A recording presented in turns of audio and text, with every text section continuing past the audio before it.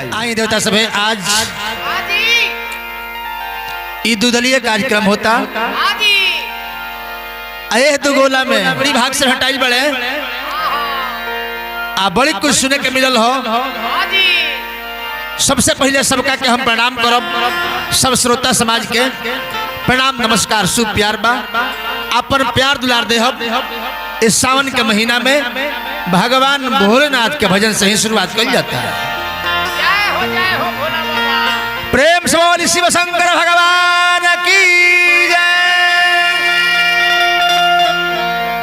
भजन सुननी है इनकर इस सावन के महीना में। अब भजन के जवाब हमरा से मांगले हैं, जे भजन के जवाब तेरा देवे के बाद तो लो सुनो। कांवर उठा लो कान्हे बन जा कंवरिया, अब पैदल चल चलो शिव के नगरिया। तो सोचल सपना साकार होई हो, तो भोला के महिमा या पार होई हो। सोचल सपना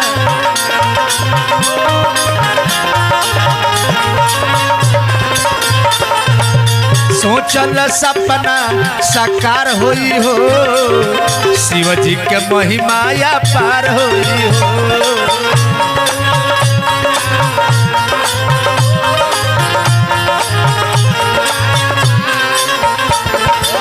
कांवर उठा लो कान्हे बन जा कंवरिया, पैदल चल चलो शिव के नगरिया। भोला के महिमा अपार होई हो, सोचल सपना साकार होई हो।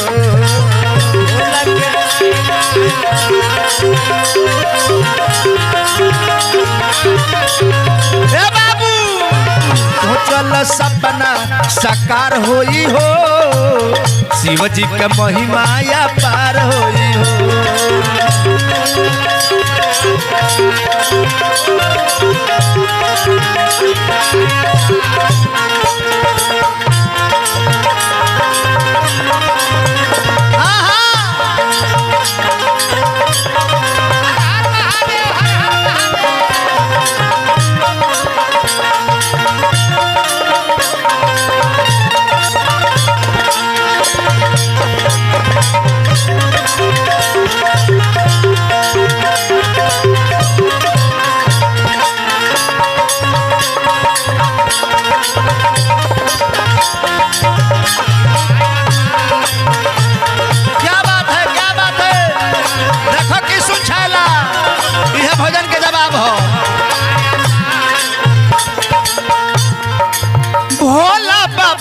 जाके जलवा चढ़ाइबो, सच कहतानी तू बड़ा सुख पाइबो।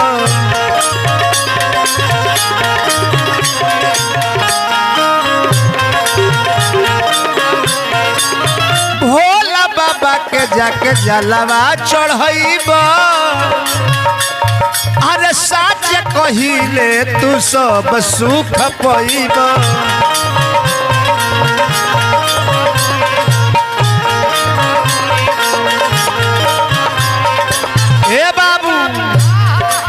भव सागर से नैया पार होई हो, भव सागर से नैया पार होई हो, सोचल सपना साकार होई हो।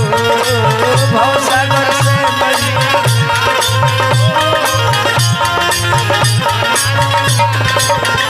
ओ भोला जी के महिमा अपार होई हो, सोचल सपना साकार होई हो।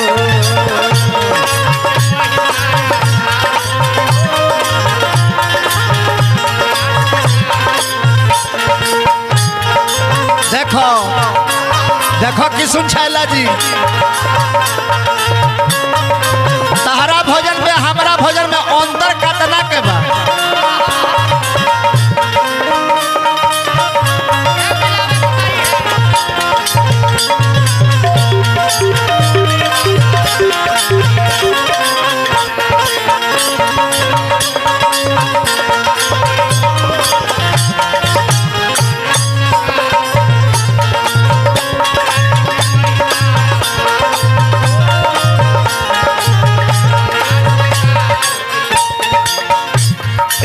बाबू अरे बाबा महेंद्र होई भोला जी के दाया बाबा महेंद्र अभी जे नाल बजाओ तनी ई कहत रहे कि कदो हमनी में पटेला ना कदो हम चाय ना पियाइली अच्छा कहत रहे कि सिवान में हम खर्चा कर देह लाल को देनी है खर्चा कइला से देह लाल होला हो देखी देख कितना लाल बा अरे बाबा महेंद्र होई भोला जी के दाया अरे सब कुछ सब कष्ट मिट जाई भोला जी के छाया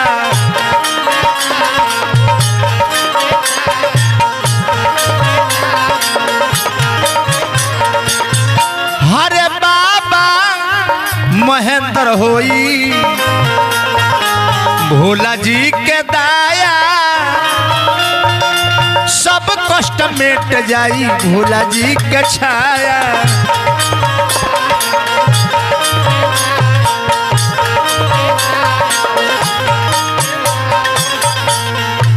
शर्मा मनोज तहार उधार होई हो शर्मा मनोज के उधार होई हो सोचल सपना साकार होई हो